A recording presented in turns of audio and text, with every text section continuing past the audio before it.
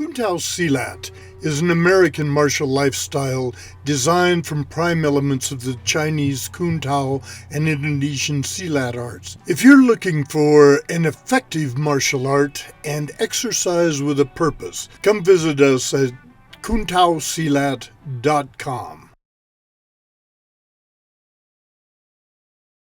The Indonesian walking stick is called tekken.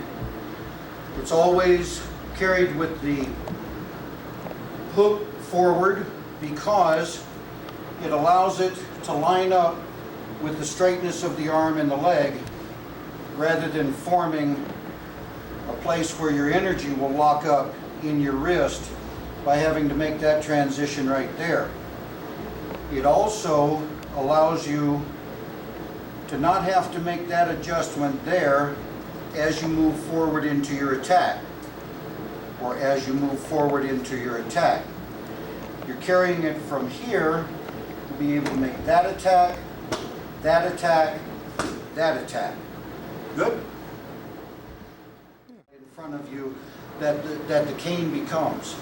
You have all of the percussion blows that come from here. So that my first movement would be hit, hit. Can you turn just Sure. like there you go, like My that. first movement would be hit, hit. Coming from there, I want to take it across his body and start to push it by laying it across one of the bones as an anvil and making that my pain spot. At that point, I can start to approach his neck. If he has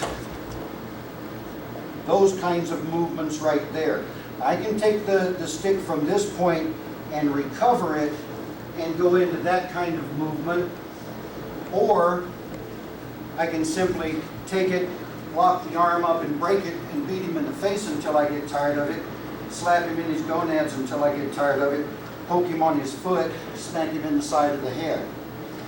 If I'm at a distance, I want that guy right there. I want to be able to put a full swing. See how that lines up with the bones of my arm? I want to be able to put a full swing against him. This is really a good one against dogs because you can keep it out in front of you, retract the dog, smack him upside of his head. Using the hook,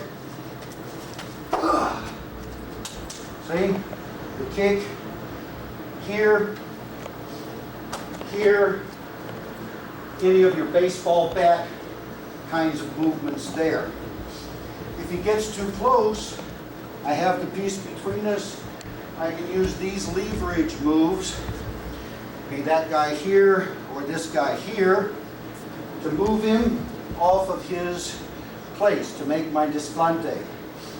The strike comes, striking underneath and taking him down from there and stomping his ribs in. That's good. Don't get Yeah, it I'd too say much. so. Huh? I'd say so, yeah. Booger, booger. Backlit Scenario there. Walking down the once you street, get away from the door. got the short distance between the sidewalk. You're out of the and, frame. No, I was just talking to these guys. Yeah, I know. Talk to all of us. Walking down the street, about this far from the fence comes the Rottweiler jumping at the fence. And I had no idea what was going on. My mind was entirely someplace else. I hadn't seen the dog until he was right up to the fence. Smack! No more dog. You know, dog. Not a Rottweiler kind of dog anymore. I've used that blow. And See, that you're out. one. You're out in a really bad Oh, background. sorry. Somebody else do it. This wouldn't. No, that this was just a little is down. perfect. Let me work in the film here and get an idea. See, this is where we want to do all of our filming. Everything that we want to do is right there. I'm about out of tricks. Ah! And move over just to here. So that between here and here is the distance of your shield, and from here to here is the path of your shield, so that anything that comes into this box area right here is able to be intercepted by the cane. Those kinds of percussion blows, what happens is that your forearm backs up the cane. Once you hit it and it makes contact with the man, your forearm is behind it and you get that second kind of blow, and then you haven't even used your second hand yet. So you always want to keep it with the hook going forward. I like it setting right in front of my foot like that, because then they can't kick me on my knee. I have it planted into the ground, and I have an area here that I can control.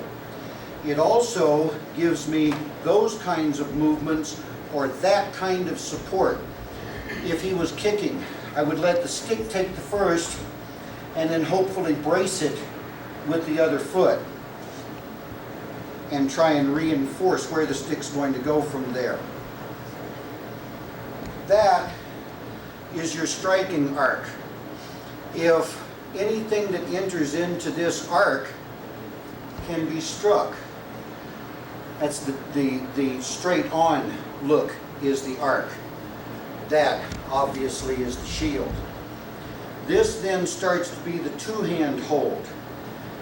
You don't really want to do it like this too much, because everything that you do requires you to let go of the cane in order to make it move through another kind of arc. You're limited by the ways that your joints will move. Where if you're here, this actually comes from the use of the spear, where if you're here, you have a lot more activity available to you with the stick. You use it as if you were just simply punching.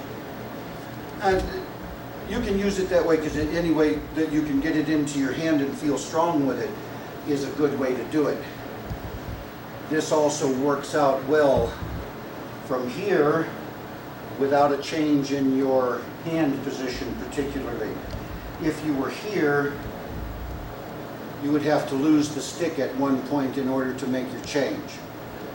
You want to keep your hands on your weapon as much as possible so that the weapon is always supported by your body. Anytime that you can hit your man with the weapon rather than your own hand, the weapon doesn't feel anything. If it gets broken, you can replace it. If I hit him with my hand, if nothing else, I have the percussion pain from it. And if I blow it, I've blown a tendon or a wrist or smacked a little bone or broken a finger or any of that kind of stuff. Getting into the use of the hook is okay, but it's an affectation. It's like needlessly complicating your life with your weapon, so you would do well to feel very comfortable with the weapon in its straight form rather than worrying about where the hook is going to go. The other thing that happens, however, is that since the hook leads you by about 2.5 or 3 inches, your percussion point is ahead of your strength point, so you're actually hitting harder, farther, and througher than you would be if you were simply hitting with the hand in that position. So the hook is okay. If he falls into the hook, that's cool. Don't try and lead him to it, because your mind is involved in the point of your weapon rather than in where your opponent is. That'll do him for